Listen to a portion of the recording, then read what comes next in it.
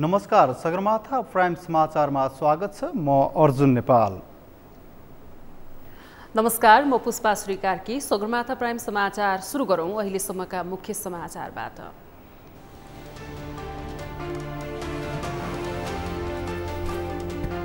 सत्तारूढ गठबन्धनका दलहरू चुनावी तालमेल मिलाउन कसिए। आजको छलफल सकारात्मक, मोडालिटी तयार पार्ने काम अघि बढ्यो।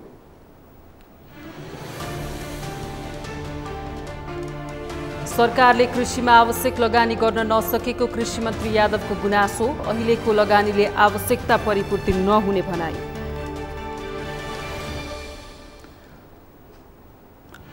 नेपालमा कोरोना भाइरस संक्रमणको गति तीव्र। पछिल्लो 24 घण्टामा 5 जनाको मृत्यु, 815 जना नयाँ संक्रमित थपिए।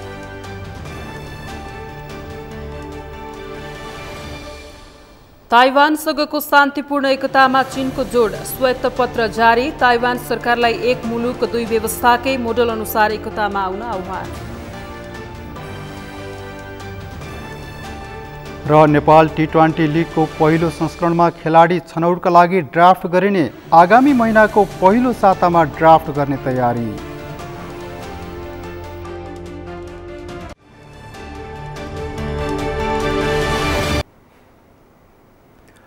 अब सगरमाथा प्राइम समाचार विस्तारमा। सत्तारूढ गठबन्धनको तालमेलको विषय टुङ्ग्याउन गठित कार्यदलले तालमेलको विषयमा सैद्धान्तिक रूपले सहमतिको नजिक पुगेको बताएको छ। आज प्रधानमन्त्री निवास बालुवाटारमा कार्यदलको बैठक बसेको थियो। कार्यदल सदस्य तथा नेकपा माओवादी केन्द्रका नेता देव गुरुङले तालमेलका लागि सहमतिको मोडालिटी तयार गर्ने काम सकारात्मक रूपले अगाडि बढेको बताउनुभयो। बैठकपछि सञ्चारकर्मीहरूलाई संक्षिप्त प्रतिक्रिया दिँदै उहाँले तालमेलको विभिन्न मोडालिटीका बारेमा छलफल भएको जानकारी दिनुभयो। उहाँले चालु सदनमा सांसदहरूको सिटका आधारमा सहमति खोज्ने विषयमा कुराकानी भएको बताउनुभयो। तालमेल मिलाएर गठबन्धनकै प्रक्रियाबाट अगाडि बढ्नुपर्छ भन्ने स्पिरिटमै अगाडि बढेको छ र त्यसको लागि हामीलाई दिएको चाहिँ कार्यादेश भनेको सहमतिको मोडालिटी तयार गर्नु पर्यो भनेर चाहिँ शीर्ष नेताहरूले सहमतिको मोडालिटीको बारेमा चाहिँ भनेको हो। सहमतिको मोडालिटीको चाहिँ तयार गर्ने प्रक्रियामा चाहिँ छ। आज छलफल भएको छ। आज सहमतिको मोडालिटी तयार गर्ने क्रममा सकारात्मक दिशातर्फ गएको छ र अब सैद्धान्तिक मान्यताहरूको सन्दर्भमा नजिकको सहमतिको नजिक पुगेको छ। त्यसलाई प्र्याक्टिसमा चाहिँ कहाँ कति मेल खान्छ खाँदैन के हुन्छ भन्ने कुरा चाहिँ आफ्ना दलभित्र पनि अलिकति वर्कआउट गरेर चाहिँ आउँदो बैठकमा टुङ्ग्याउनुपर्छ भन्ने कुरा चाहिँ भएको छ। नेता गुरुङले कार्यदलको आगामी बैठक भदौ 30 गते बस्ने जानकारी दिनुभयो।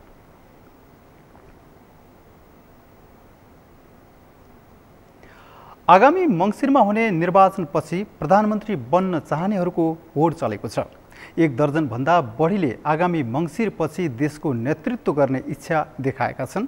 सत्तारूढ दलभित्रै आधा दर्जनभन्दा बढीले चुनावपछिको प्रधानमन्त्री हुने गरी तयारी गरेका छन्। अमृत ढकालको रिपोर्ट। आगामी मङ्सिर 4 गतेका लागि तय गरिएको संघीय निर्वाचनका लागि दलहरूले तीव्र तयारी थालेका छन्। निर्वाचनपछि प्रधानमन्त्री बन्न चाहनेहरूको यति बेला होड नै चलेको छ। 1 दर्जनभन्दा बढी नेताहरूले निर्वाचनपछि देशको कार्यकारी प्रमुख भएर नेतृत्व गर्ने इच्छा देखाएका छन्। प्रधानमन्त्री समेत रहेका नेपाली काङ्ग्रेसका सभापति शेरबहादुर देउवा फेरि प्रधानमन्त्री हुने रेसमा छन्। ज्योतिषले 7 पटकसम्म प्रधानमन्त्री हुने बताएपछि देउवा 6औं पटक प्रधानमन्त्री बन्ने तयारीमा छन्। प्रधानमन्त्री देउवा केही गरी आफू प्रधानमन्त्री हुन नसके पत्नी आर्जु देउवालाई प्रधानमन्त्रीका रूपमा अघि सार्ने बुझिएको छ।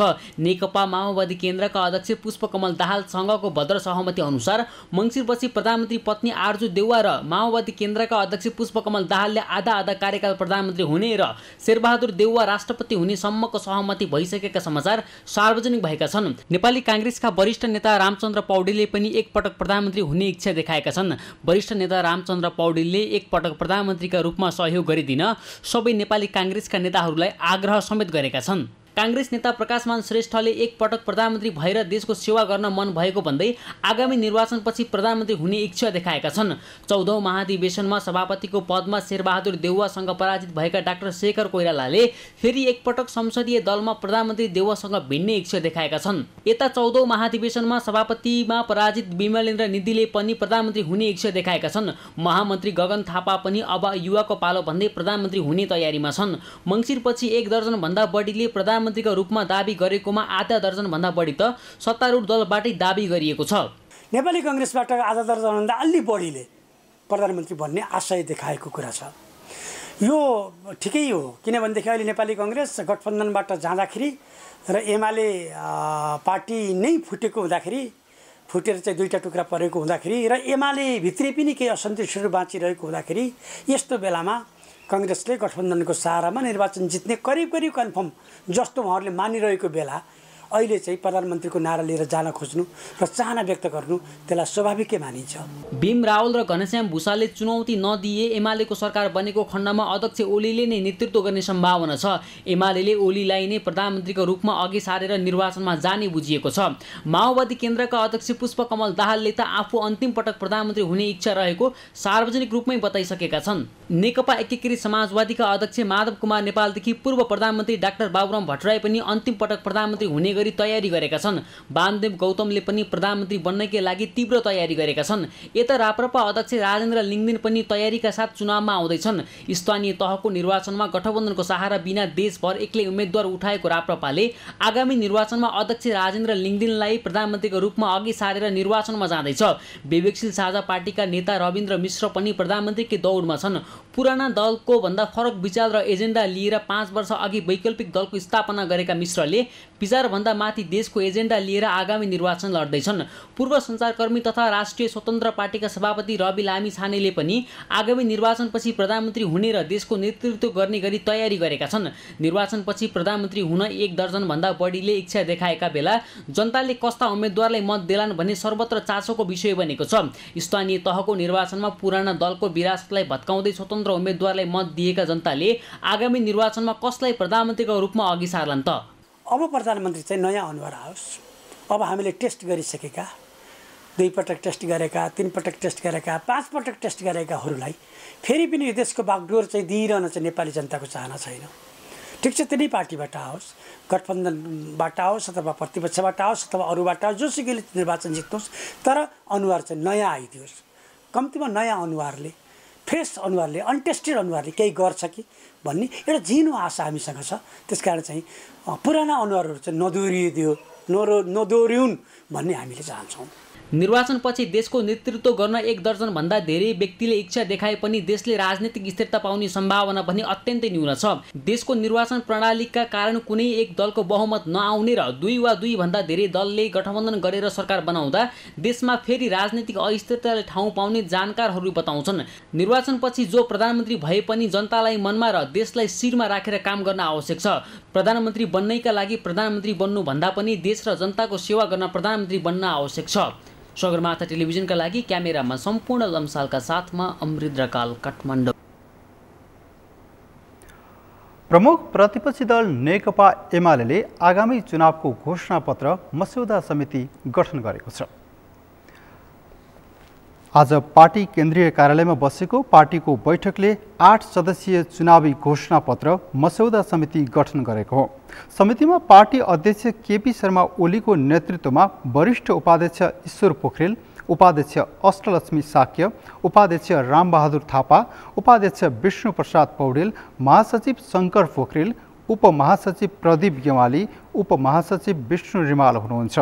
बैठकपछि सञ्चारकर्मीहरूसँग कुरा गर्दै पार्टीका प्रचार विभाग प्रमुख पृथ्वी सुब्बा गुरुङले बैठकले निर्वाचन परिचालन कमिटी गठन गरेको बताउनुभयो।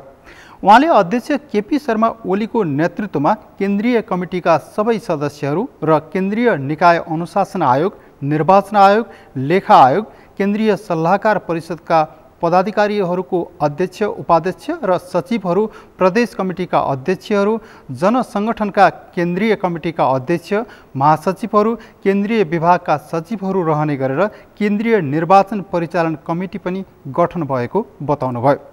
प्रमुख गुरुङले विभिन्न 15 विभागका सचिवहरू पनि मनोनयन गरेको बताउनुभयो।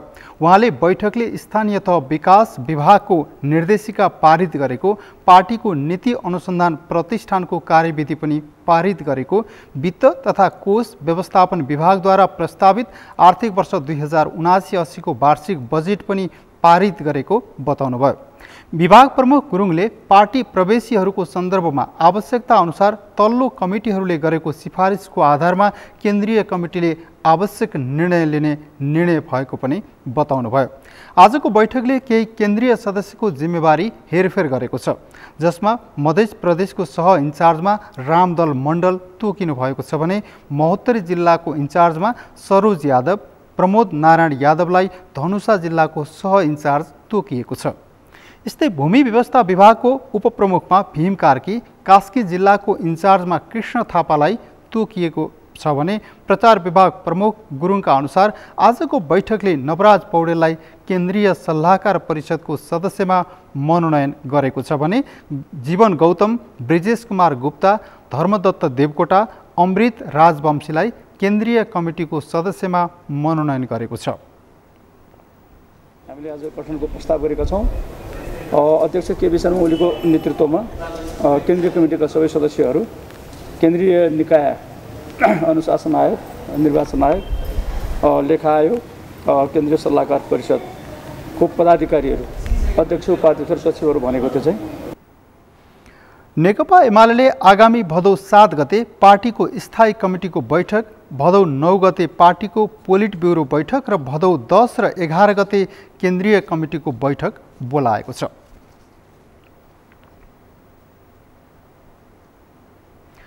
पहिचान सबैको हुनुपर्छ, यसको संरक्षण र प्रवर्धन गरिनुपर्छ, किनकि पहिचान हराउँदा समुदाय नै हराउँछ।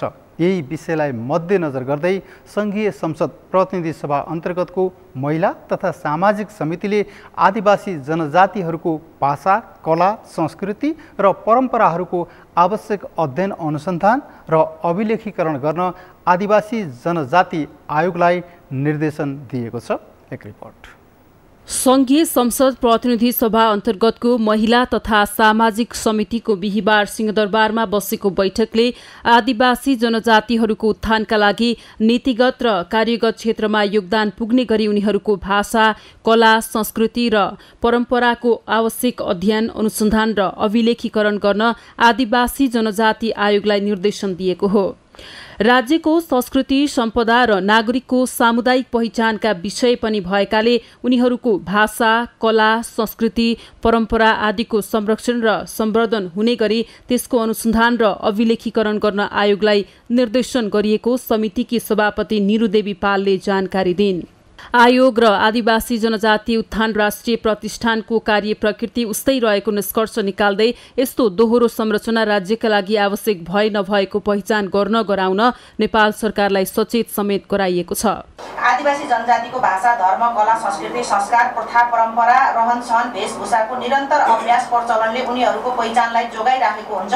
भाषा, धर्म, कला, संस्कृति, संस्कार, प्रथा, परम्परा, रहनसहन, वेशभूषाको विविधतायुक्त उपस्थिति राज्यको सांस्कृतिक सम्पत्ति भएको र नागरिकका सामुदायिक पहिचानका विषयवस्तु पनि भएकोले तिनको संरक्षण, प्रवर्धन, सञ्चार र कृतिको रक्षाका लागि आवश्यक अध्ययन, अनुसन्धान र अभिलेखीकरण गर्न र सो सम्बन्धमा आवश्यक नीतिगत तथा कार्यगत योगदान पुग्ने गरी कार्य सम्पादन गर्न समितिको यो बैठक आदिवासी जनजाति आयोगलाई निर्देश गर्दछ। बैठकमा समितिका सदस्यहरूले संवैधानिक आयोगहरूले आवश्यक समन्वय गरेर काम अघि बढाउन नसकेको भन्दै असन्तुष्टि जनाएका थिए। सत्तारूढ नेकपा माओवादी केन्द्रकी सांसद अमृता थापा मगरले आदिवासी जनजातिहरूको हितको प्रवर्धन हुने गरी आवश्यक अध्ययनको कामलाई अघि बढाउन आदिवासी जनजाति आयोगको ध्यानाकर्षण गराइन्। औपचारिकताको लागि मात्रै होइन, हामीले साँच्चै नै हामीले कार्यान्वयन क्षेत्रमा लैजाने कुरामा जस्तो अस्ति समावेशी आयोग आयो होइन, किसानको सहभागिता दिएछ भने अब प्याटेन्ट राइटको सन्दर्भमा चाहिँ त्यो किसानले कति हामीले नेपालले चाहिँ राख्न मिल्दैनौँ त्यतातिर होइन कि अलि अर्कोतिर जस्तो बुझिने के। त्यस कारण जे विषयवस्तुहरू त्यहाँ यति लिएर चाहिँ आउटपुट निकाल्नु पर्यो कि अहिलेको सन्दर्भमा चाहिँ हाम्रो देशलाई अहिले विश्वभरिको सस्टेनेबलमा पनि चाहियो, हामी अनि आफ्नो पनि जोगाउनु पर्यो भने नेकपा एमालेका सांसद नारायण प्रसाद खतिवड़ाले राज्यमा समान प्रकृतिका संरचनाहरू आवश्यक नहुने भएकाले त्यस सम्बन्धमा सरकारले अध्ययन गरी आवश्यक निर्णय लिनुपर्ने धारणा राखे। उनले आदिवासी जनजातिहरूको पहिचान हुने गरी अध्ययन अनुसन्धानको काम गर्न आदिवासी जनजाति आयोगको गम्भीर ध्यानाकर्षण गराए। ल्याएर पास गरिरहेका छौँ। त्यसले गर्दा हिजो बनेको संस्थाहरू चाहिँ त्यो इतिहास हो जस्ता तस्तै राखौँ अनि अहिले बन्दै जाउँ भन्नुभन्दा पनि यो आदिवासी जनजाति प्रतिष्ठानको काम के हो, यो भित्र आयोगले के काम गर्छ, प्रतिष्ठानले के काम गर्छ, दुईटा उस्तै खालका हामीले विज्ञापन सुन्छौँ नि हात्ती छाप्छ फल भने जस्तो, त्यस्तो त होइन। तर यो भित्र उस्तै खालका अघि लक्ष्मीजीले दलित आयोगको विषयमा त्यो प्रतिष्ठानको विषयमा नै कुरा गर्नुभयो। अरू यस्तै खालका प्रकृतिका संरचनाहरू पनि सरकारले अलिकति त्यो हटाउँदै ल्याइरहेको परिस्थिति। त्यस्तै आदिवासी जनजाति आयोगका अध्यक्ष रामबहादुर थापा मगरले आयोगले आफ्नो जिम्मेवारीलाई कामकाजी ढङ्गले सम्पादन गर्ने प्रतिबद्धता व्यक्त गरे। उनले संवैधानिक आयोगहरू र त्यसका पदाधिकारीहरू तोकिएको मापदण्ड पूरा गरेर आएकाले उनीहरूले आफ्नो जिम्मेवारी पूरा गर्नेमा विश्वस्त हुन पनि समितिलाई पटक पटक आग्रह गरे। हामीले त्यसलाई बनाउन चलायमान बनाउन, त्यसलाई कामकाजी बनाउन सकिएन भने गाह्रो हुन्छ। होइन भने के हो भने हामी अब यहाँ अब होइन 5 जना पदाधिकारी छौँ मान्यज्यू, हामीलाई राज्यले चाहिँ करिब 1 लाखको खर्च गर्छ 1 महिना, गाडी दिएको छ, पिएसओ दिएको छ। होइन हामी यस्तै बस्न चाहन्न, हामी काम गर्न चाहन्छौँ, त्यो राज्यले हेर्न पर्यो। हामीसँग पनि फेरि के हो भने हाम्रो योग्यता। अध्यक्ष थापा मगरले संवैधानिक आयोगहरूलाई चलायमान बनाउने काममा सरकारको भूमिका पनि महत्त्वपूर्ण हुने बताए। कृषि तथा पशुपन्छी विकास मन्त्री मृगेन्द्र कुमार सिंह यादवले सरकारले कृषिमा आवश्यक लगानी गर्न नसकेको बताउनु भएको छ। आज खाद्यका लागि कृषि अभियानले खाद्य अधिकार तथा खाद्य सम्प्रभुत्वता नियमावली प्रारम्भिक कार्यदलले बुझाएको प्रतिवेदन राष्ट्रिय कृषि नीति 2061 एकीकृत कृषि ऐन तर्जुमा सम्बन्धमा गराएको ध्यानाकर्षण पत्र ग्रहण गर्दै मन्त्री यादवले यस्तो बताउनु भएको हो। मन्त्री यादवले सरकारले अहिले कृषिमा गरिरहेको लगानीले आवश्यकतालाई परिपूर्ति गर्न नसक्ने पनि बताउनु भयो। उहाँले नेपाल कृषि प्रधान देश भएको र अधिकांश नागरिक कृषिमा आश्रित रहे पनि सरकारले कृषि क्षेत्रको प्रवर्धन र विकासका लागि आवश्यक लगानी गर्न नसकेको बताउनु भएको हो।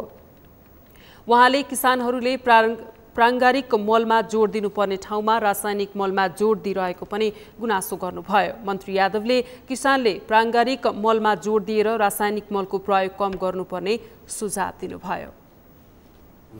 लेकिन राज्यले अहिलेसम्म जति कृषिमा चाहिँ लगानी लगाउनु पर्ने कृषकमाथि कृषिमाथि त्यो चाहिँ अहिलेसम्म चाहिँ भएको छैन र रासायनिक मलमाथि निर्भरता हाम्रो किसानहरूले पनि प्रारम्भिक मलतिर चाहिँ प्रचार प्रसार गरेर उनीहरू चाहिँ रासायनिक मल नै खोजिरहन्छन्। प्रारम्भिक मल हो, अरू मल जुन गरौला मल हुन्छ त्यतातिर चाहिँ उनीहरू थिए हुँदैन। त्यसैले चाहिँ त्यतातिर पनि हामी सबै मिलेर प्रारम्भिक मलतिर चाहिँ गरौँ। खाद्यका लागि कृषि अभियानले संविधानले व्यवस्था गरे बमोजिम नागरिकको खाद्य अधिकार, खाद्य सुरक्षा तथा खाद्यान्न सम्प्रभुत्वता सम्बन्धी मौलिक हकलाई कार्यान्वयन गर्ने कुरामा खाद्य अधिकार तथा खाद्य सम्प्रभुत्वता सम्बन्धी ऐन 2075 आउनु अनिवार्य रहेको र ऐनमा भएका कतिपय व्यवस्थालाई कार्यान्वयन गर्ने सम्बन्धमा नियमावली नहुँदा अप्ठ्यारो भइरहेको भन्दै नियमावली तत्काल लागू गर्न माग गरिएको छ।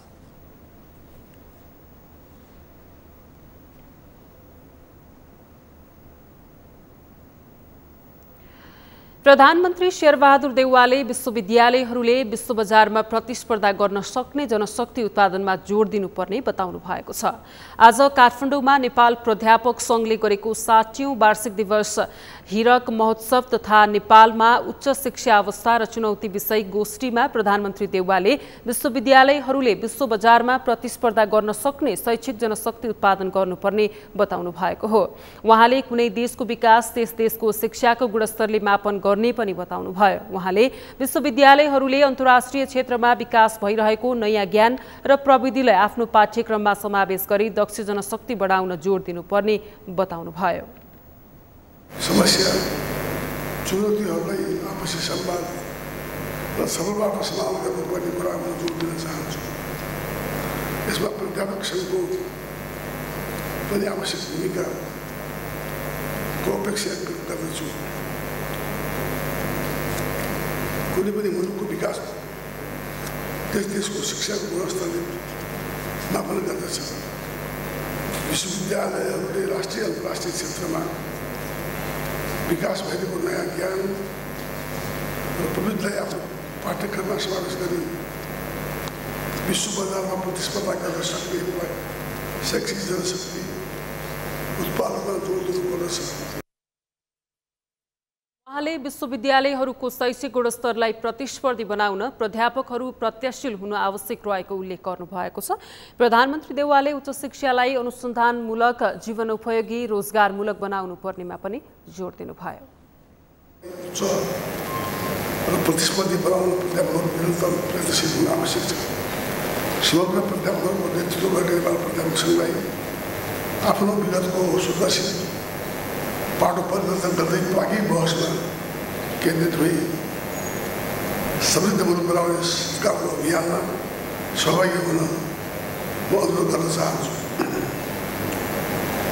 गुणस्तरीय शिक्षाको माध्यमबाट नै नेपालको समृद्धि सुदूर छ। यस क्रममा मुलुकको उच्च शिक्षालाई संरक्षित बनाई योग्य दक्ष जनशक्ति तयार गर्न प्राध्यापकहरू थप जिम्मेदारीका साथ क्रियाशील हुन आवश्यक छ। प्रधानमन्त्री देउवाले विश्वविद्यालयहरूका समस्याहरूलाई आपसी संवाद मार्फत समाधान गर्नुपर्नेमा पनि जोड दिनुभयो।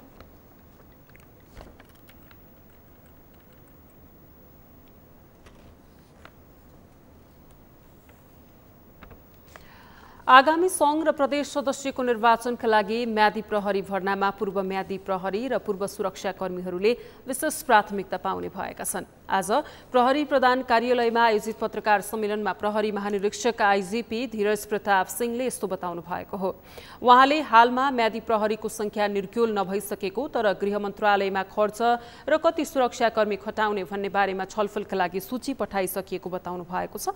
उहाँले म्यादी प्रहरीलाई 40 दिनका लागि भर्ना गर्ने र गत स्थानीय निर्वाचनमा दिएको सेवा सुविधा नै प्रदान गर्ने पनि बताउनु भएको छ।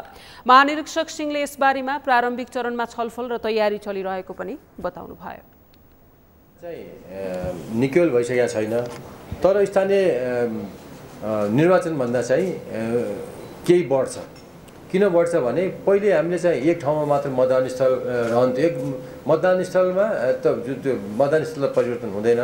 निर्वाचन सम्पन्न गर्नको लागि लाग्ने आवश्यक म्यादी प्रहरीको भर्ना, म्यादी प्रहरीको सङ्ख्या, म्यादी प्रहरीलाई लाग्ने खर्च लगायत नेपाल प्रहरीको परिचालन गर्ने बेलामा लाग्ने खर्च लगायतका तिनीहरू चाहिँ प्रारम्भिक चरणमा हामीले गृह मन्त्रालयमा प्रस्ताव गरिसकेका छौँ। लाग्ने सवारी साधन अन्य कुराहरू गरिसकेका छौँ र नेपाल प्रहरी अब त्यसैमा फोकस छ र त्यसको साथसाथै अपराध अनुसन्धान, अपराध नियन्त्रण, साथसाथै यो बोर्डर एरियामा हुने चाहिँ तस्करीका नियन्त्रण, प्रहरी कर्मचारीबाट हुने मानव अधिकार हननका कुराहरू लगायत अन्य सङ्घीय संरचनामा कसरी नेपाल प्रहरीलाई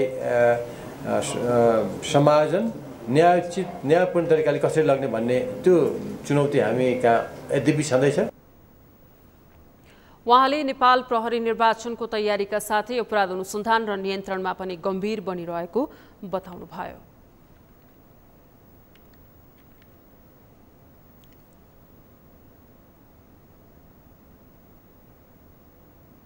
सगरमाथा प्राइम समाचारमा अब पालो विश्रामको। विश्रामपछि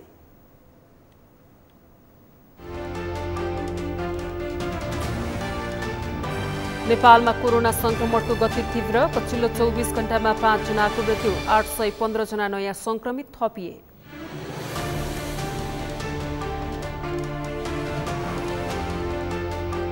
पानी पर्ने र घाम लाग्ने क्रम नरोकिँदा मुलुकभर डेङ्गुका बिरामी बढ्दै 60 जिल्लामा संक्रमण पुष्टि। ललितपुर र रूपन्देहीमा धेरै बिरामी।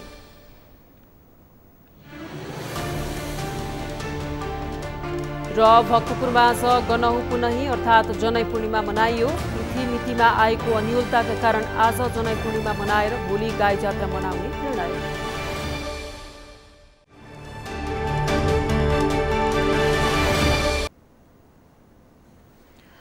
विश्रामपछि सगरमाथा प्राइम समाचारमा स्वागत छ। अब बाँकी समाचार। नेपालमा कोरोना संक्रमणको गति तीव्र बन्दै गएको छ। पछिल्लो 24 घण्टामा 5 जनाको मृत्यु भएसँगै संक्रमण गति तीव्र बनेको पुष्टि भएको हो।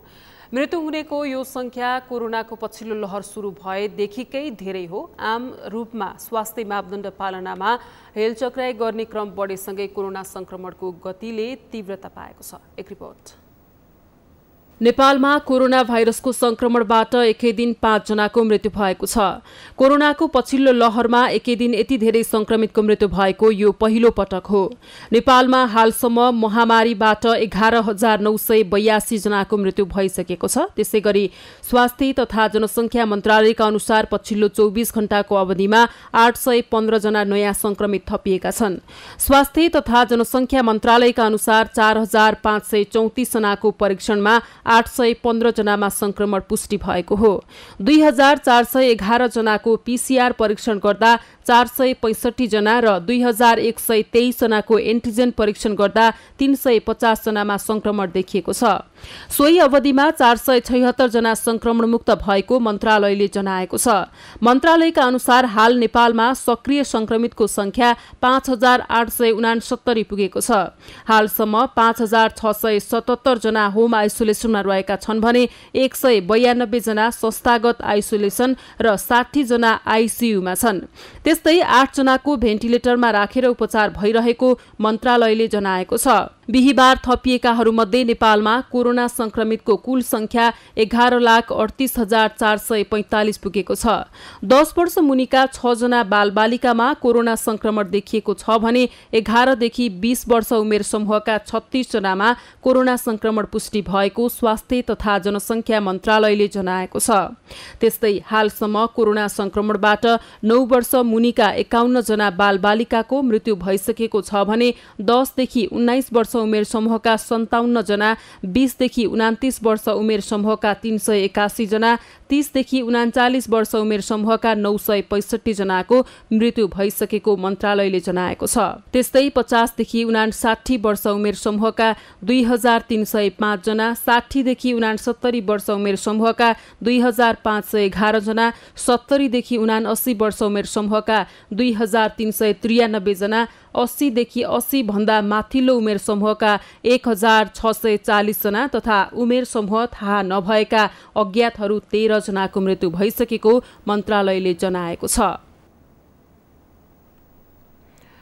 काठमाडौँ उपत्यका सहित 60 जिल्लामा डेंगूका बिरामी भेटिएका छन्। पछिल्लो 8 महिनामा 904 जनामा डेंगू पुष्टि भएको एपिडेमियोलोजी तथा रोग नियन्त्रण महाशाखाले जनाएको छ। महाशाखाका अन्तर्गतको भेक्टर कन्ट्रोल सेक्सनका प्रमुख डाक्टर गोकर्ण गौतमले गएको पुसदेखि हिजोसम्ममा 904 जनालाई डेंगू भएको जानकारी दिनुभएको हो। गएको वर्षको यो अवधिमा 540 जनालाई डेंगू भएको थियो। यसपालि छिट्टै पानी पर्न थालेकाले लामखुट्टेलाई वृद्धि विकास गर्ने वातावरण बन्दा डेंगू पनि फैलिएको डाक्टर गौतमले बताउनुभयो।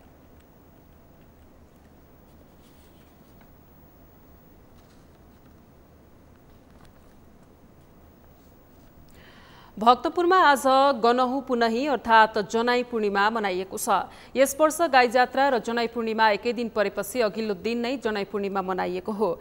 गाई जात्रा र जनै पूर्णिमा एकै दिन परेकाले अन्योलता उत्पन्न भएको भन्दै भक्तपुर नगरपालिकाले तलेजुका पुजारीहरूसँग छलफल गरेर आजै जनै पूर्णिमा मनाएको हो।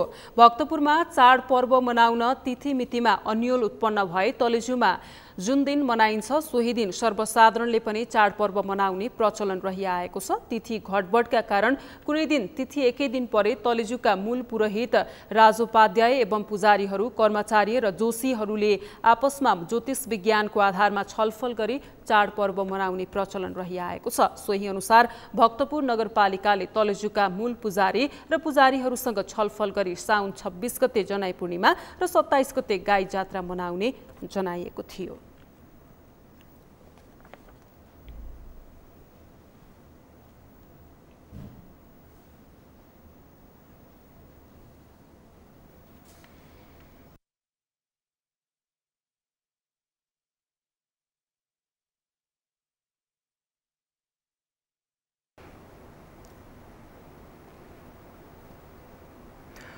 काठमाडौँ महानगरपालिकामा ध्वनि प्रदूषण भएको भन्दै 2074 वैशाख 1 गते नो हर्न अभियानको सुरु भएको थियो।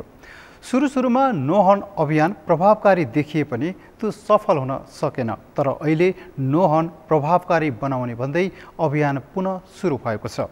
नो हर्न अभियान सुरु भएको 4 दिन भयो, तर अभियान प्रभावकारी देखिएको छैन। अभिषेक सुनारको रिपोर्ट।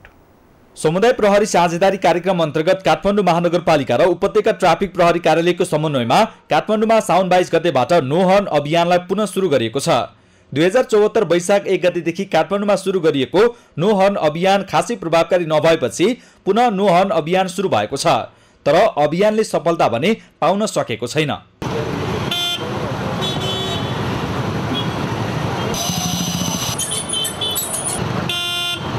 नो हर्न अभियान प्रभावकारी बनाउने भन्दै पुनः सुरु भएको अभियानको पनि 1 साता बित्न थालेको छ। तर ट्राफिक प्रहरीको चेकिङ भएको ठाउँमा बाहेक अन्य ठाउँमा यो नियम लागू भने भएको देखिँदैन। चालकको लापरवाही, नियम उल्लङ्घन गर्ने प्रवृत्ति र ट्राफिक प्रहरी गैर जिम्मेवार बन्नाले नो हर्न अभियानले पूर्णता पाउन नसकेको सर्वसाधारणको बुझाइ छ। बीचमा कसैले धेरै मान्छेले अवज्ञा गरे, अब इमर्जेन्सीमा मात्र बजाउनु भनेको थियो, तर मान्छेहरू अलिकति संवेदनशील छैन कि तपाईँको बिना काम पनि हर्न बजाइरहेको हुन्छन् होइन। अब तपाईँको बुलेट बाइकहरू एकदम ध्वनि प्रदूषण गर्दै हिँडिरहेको हुन्छन् होइन। अब त्यसमा अब ट्राफिकहरू पनि त्यति जिम्मेवार छैनन्। अब कोही मान्छेलाई मन पर्ला, अब विभिन्न मान्छे बिरामी हुन्छन्, विभिन्न थरीका मान्छे हुन्छन्, पुरै बाटो थर्काउँदै तपाईँको एकदम भाइब्रेसन दिँदै हिँडिरहेको हुन्छ होइन। अब बिना काम पनि अब एकदम सचेत पढेका नागरिकहरू पनि यसमा सचेत छैनन् क्या। अब ध्वनि प्रदूषण हटाउनुपर्छ भनेर किताबी कुराहरूमा मात्र पढ्छन्, उनीहरूले अब दैनिक जीवनमा लागू नै गर्दैनन् क्या। अब प्रदूषण रहित र सुन्दर महानगर निर्माणमा सम्बन्धित निकाय र आम सर्वसाधारणले नियमको पालना गर्ने बानी बसाल्यो भने नो हर्न अभियान प्रभावकारी हुन सक्ने सर्वसाधारणको भनाइ छ। लाग्नुपर्छ, सबै मिलेर लाग्नुपर्छ र कार्यान्वयन गर्ने पक्षले पनि राम्रो तरिकाले यसलाई प्रभावकारी तरिकाले गर्नु पर्यो, सकारात्मक रूपले यसलाई लिइरहनु पर्यो र अब कार्य गर्ने पक्षले पनि यसलाई चाहिँ हाम्रै लागि यो राम्रो कामको लागि हो, यसलाई हामीले राम्रो गर्नुपर्छ भन्ने पक्षमा लिनु पर्यो। यहाँ दुईटैतिरको अलि नकारात्मक छ क्या, त्यो हिसाबले यसलाई दुईटै पक्ष लागेर हामी सबै लागेर राम्रो गर्नु। ट्राफिक प्रहरी कार्यालयले भने नो हर्न अभियानलाई प्रभावकारी बनाउनका लागि कडाइका साथ अनुगमन गर्दै आएको बताएको छ। ट्राफिक प्रहरी कार्यालयले आर्थिक वर्ष 2079-80 को श्रावण 24 गतेसम्म अनावश्यक हर्न बजाउने मात्रै 1434 जनालाई कारबाही गरिएको बताएको छ। नो हर्न अभियान पहिलेको तुलनामा सफल भए पनि जबसम्म मानव मस्तिष्कमा संस्कार बस्दैन तबसम्म यो अभियान 100% सफल बनाउन नसकिने कार्यालयको भनाइ छ। विभिन्न सवारी साधनहरूमा नो हर्नको स्टिकरहरू टाँस्ने, चालकहरूलाई सम्झाइ बुझाइ गर्ने, सचेतना फैलाउने, त्यसै गरी भोलिन्टियरहरू परिचालित भएको छ, जस्तो पद्मकन्या क्याम्पसको 100 जना विद्यार्थीहरू परिचालित भएको छ। त्यसै गरी नेपाल स्काउटसँग सहकार्य गरेर पनि भोलिन्टियरहरू परिचालित भएका छन्। यसै गरी सामुदायिक प्रहरी सेवा केन्द्रहरूबाट पनि भोलिन्टियरहरू परिचालित भएका छन्। यो सम्बन्धमा अब यो टोटली बन्द किन भएन त भन्ने कुरा सम्बन्धमा अब यो एउटा के भने नो हर्न भनेको एउटा संस्कार हो। जबसम्म मान्छेमा मैले अनावश्यक हर्न बजाउनु हुँदैन भन्ने संस्कारको विकास हुँदैन तबसम्म चाहिँ यसलाई 0% मा त ल्याउन सकिन्न। तथापि सुरुको अवस्थाभन्दा केही नियन्त्रणको अवस्था छ र अझै थप हर्न बजाउने प्रवृत्ति जो छ त्यसलाई नियन्त्रण गर्न हामी लागि परेका छौँ। नो हर्न अभियानका लागि चालकलाई सम्झाइ बुझाइ गरी प्रत्येक सवारीमा नो हर्न लेखिएको स्टिकर टाँसिएको ट्राफिक प्रहरीले बताएको छ। हर्न निषेधित क्षेत्रमा हर्न बजाउनेमा आर्थिक वर्ष 2073-74 मा 9663 जना, 2074-75 मा 15405 जना, 2075-76 मा 20009 जना, 2076-77 मा 14327 जना, 2077-78 मा 6009 जना, 2078-79 मा 9268 जनालाई कारबाही गरेको छ। यद्यपि ट्राफिक प्रहरी र महानगरले ध्वनि प्रदूषण रहित काठमाडौँ महानगर निर्माणका लागि ल्याएको अभियान सफल पार्नका लागि आम नागरिकमा पनि सचेतना आउन जरुरी छ। सगरमाथा टेलिभिजनका लागि क्यामेरामा प्रताप लामाका साथ अभिषेक सुनार, काठमाडौँ। 2074 सालदेखि काठमाडौँमा सुरु भएको नो हर्न अभियान प्रभावकारी बनाउन भन्दै पुनः सुरु भएको छ। अभियान पुनः सुरु भएको 1 साता बित्न थालेको छ, तर चालकहरूले भने हर्न बजाउन छोडेको देखिँदैन। यसै सन्दर्भमा आज हामीले सगरमाथा जनबोलीमा सर्वसाधारणलाई सोधेका थियौँ, हर्न निषेधित अभियान प्रभावकारी हुन नसक्नु कसको कमजोरी हो? हेरौँ उनीहरूको भनाइ उनीहरूकै शैलीमा।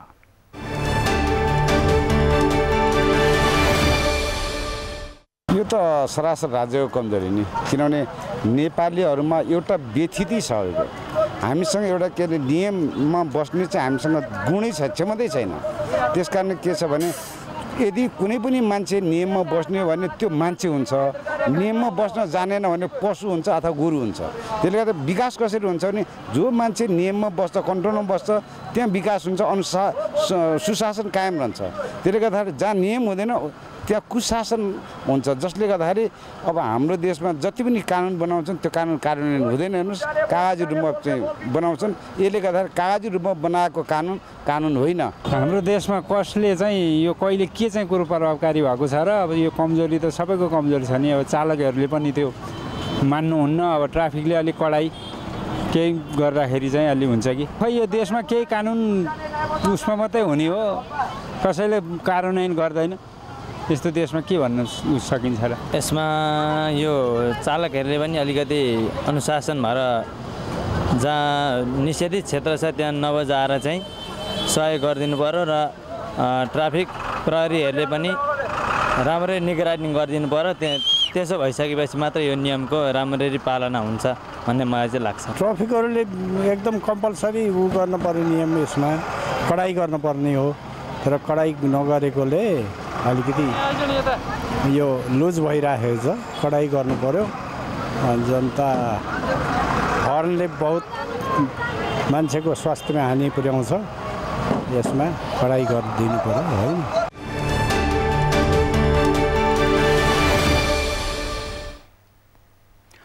भूकम्पले भत्किएको धरहराको पुनर्निर्माण थालिएको लामो समय भइसकेको छ, तर धरहराको स्तम्भको 95% काम सकिएको भए पनि 5% काम अझै बाँकी छ।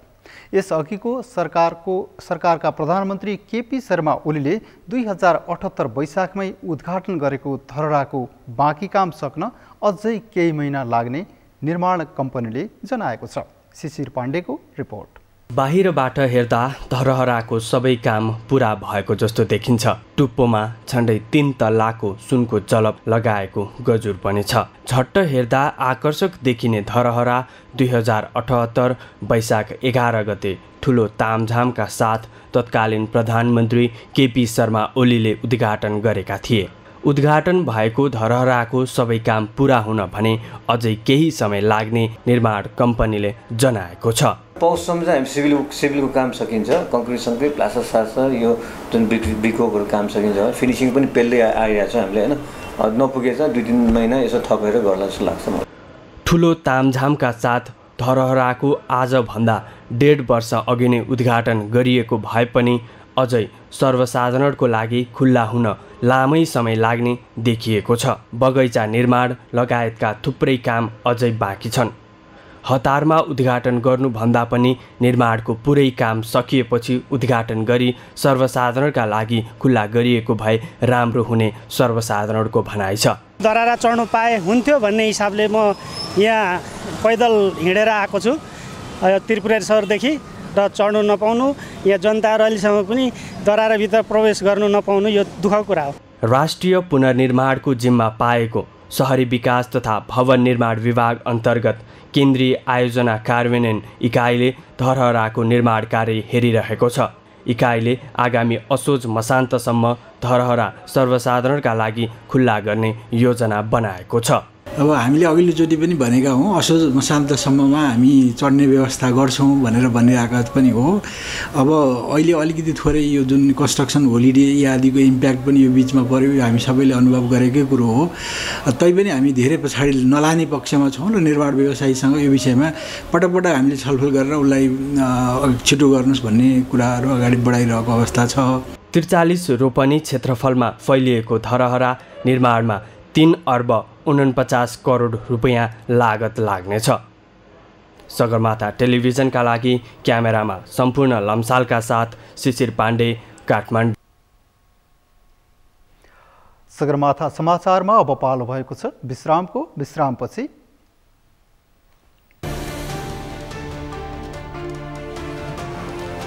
ताइवानसँगको शान्तिपूर्ण एकतामा चीनको जोड, श्वेतपत्र जारी, ताइवान सरकारलाई एक मुलुक दुई व्यवस्थाकै मोडल अनुसार एकतामा आउन आह्वान। र नेपाल टी20 लिगको पहिलो संस्करणमा खेलाडी छनौटका लागि ड्राफ्ट गरिने, आगामी महिनाको पहिलो सातामा ड्राफ्ट गर्ने तयारी।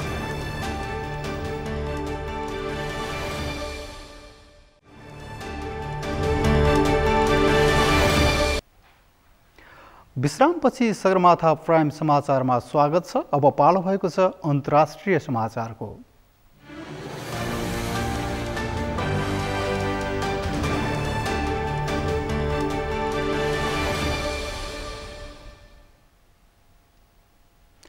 चीनले ताइवानसँगको शान्तिपूर्ण एकतामा जोड दिने बताएको छ। बुधबार बेजिङको स्टेट काउन्सिल अन्तर्गतको ताइवान मामिला कार्यालय र सूचना कार्यालयले संयुक्त श्वेतपत्र जारी गर्दै चीनको पुनः एकीकरण प्रक्रिया कसै गरी नरोकिने जनाएको हो। 5 खण्ड भएको श्वेतपत्रमा बेजिङले ताइवान एकीकरण गरी छाड्ने दृढ सङ्कल्प व्यक्त गरेको छ। तर ताइवानप्रति धेरै हदसम्म मेलमिलापकारी भाषा श्वेतपत्रमा प्रयोग गरिएको छ, जसमा ताइवानसँग सम्बन्ध सुधार्न चीन इच्छुक रहेको उल्लेख छ। श्वेतपत्रमा एकीकरण भइसकेपछि पनि ताइवानमा अन्य मुलुकले आर्थिक र सांस्कृतिक सम्बन्ध विकास गर्न सक्ने उल्लेख छ। ती मुलुकले केन्द्र सरकारको अनुमतिमा ताइवानमा वाणिज्य दूतावास लगायत एजेन्सी राख्न सक्ने, अन्तर्राष्ट्रिय संस्थाहरूले आफ्नो कार्यालय खोल्न सक्ने जनाइएको छ।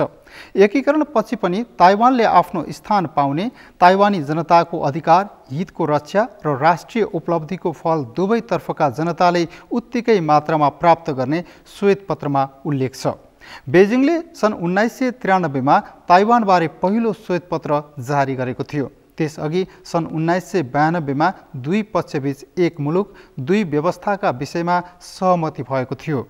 पछिल्लो श्वेतपत्र अमेरिकी सभामुख न्यान्सी पेलोसीको ताइवान भ्रमण र त्यसको जवाफमा चिनिया सेनाले ताइवान घेरेर गरेको 7 दिन लामो सैन्य अभ्यासपछि जारी गरिएको हो। श्वेतपत्रले अमेरिकाका केही शक्तिले ताइवानलाई चीन विरुद्ध गोटीका रूपमा प्रयोग गर्न खोजेको आरोप लगाइएको छ। श्वेतपत्रले ताइवान सरकारलाई एक मुलुक दुई व्यवस्थाकै मोडेल अनुसार एकतामा आउन आह्वान पनि गरेको छ।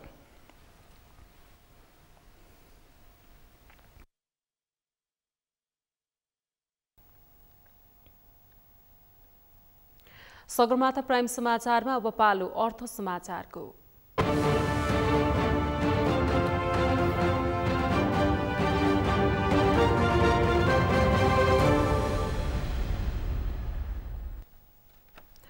पछिल्लो समय निरन्तर रूपमा गिरावट हुँदै आएको नेप्सी परिसूचकमा आज पनि गिरावट आएको छ। आज नेप्सी परिसूचक 19.06 अङ्कले घटेर 2037.83 बिन्दुमा झरेको छ। त्यस्तै सेन्सिटिभ इन्डेक्स 4.09 अङ्क घटेको छ भने फ्लड इन्डेक्स 0.83 अङ्क र सेन्सिटिभ फ्लड इन्डेक्स 1.01 अङ्कले घटेको छ।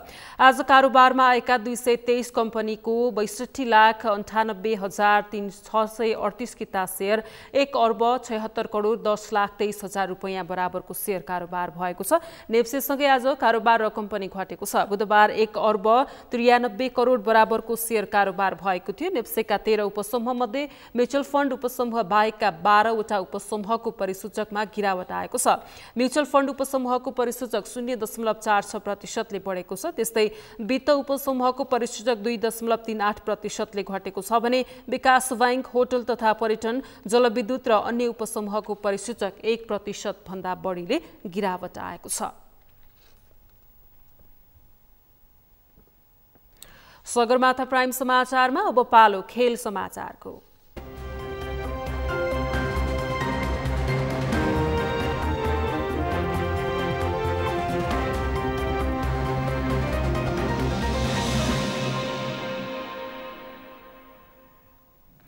नेपाल क्रिकेट संघ क्यानले आयोजना गर्ने नेपाल टी20 लिगको पहिलो संस्करणमा खेलाडी छनौटका लागि ड्राफ्ट गरिने भएको छ।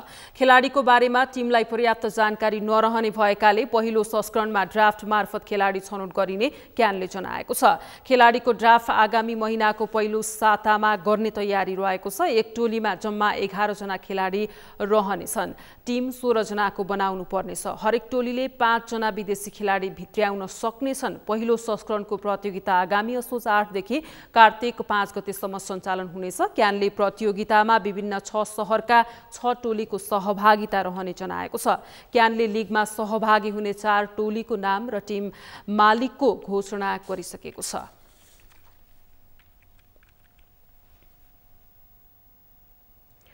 खेल समाचारसँगै सगरमाथा प्राइम समाचारको अन्त्यमा छौं। अन्त्यमा मुख्य समाचार फेरि एकपटक।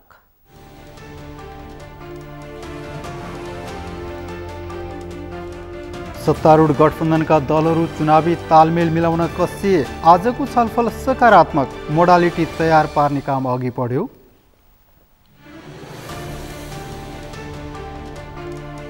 सरकारले कृषिमा आवश्यक लगानी गर्न नसकेको कृषि मन्त्री यादवको गुनासो। अहिलेको लगानीले आवश्यकता परिपूर्ति नहुने भनाइ।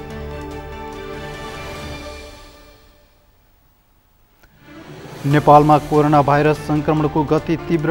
पछिल्लो 24 घण्टामा 5 जनाको मृत्यु, 815 जना नयाँ संक्रमित थपिए।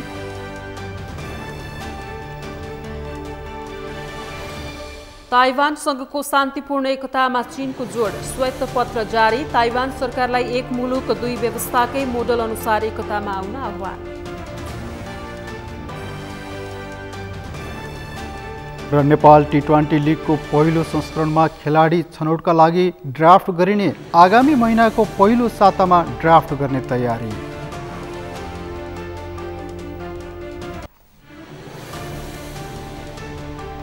हवस् त सगरमाथा प्राइम समाचार अहिलेलाई सकियो। तपाईँ समाचार बुलेटिनका साथै सगरमाथा टेलिभिजनका सम्पूर्ण कार्यक्रम www.sagarmatha.tv मा पनि पढ्न र हेर्न सक्नुहुनेछ। साथै युट्युबमा youtube.com/sagarmatha.tv नेपालमा हेर्न सक्नुहुनेछ। तपाईँ हामीलाई फेसबुकमा पनि facebook.com/STV नेपालमा फलो गर्न सक्नुहुनेछ। समाचारको शिखर, नेपालको गौरव, नेपालको पहिलो न्युज च्यानल सगरमाथा टेलिभिजन हेर्दै गर्नुहोला। नमस्कार।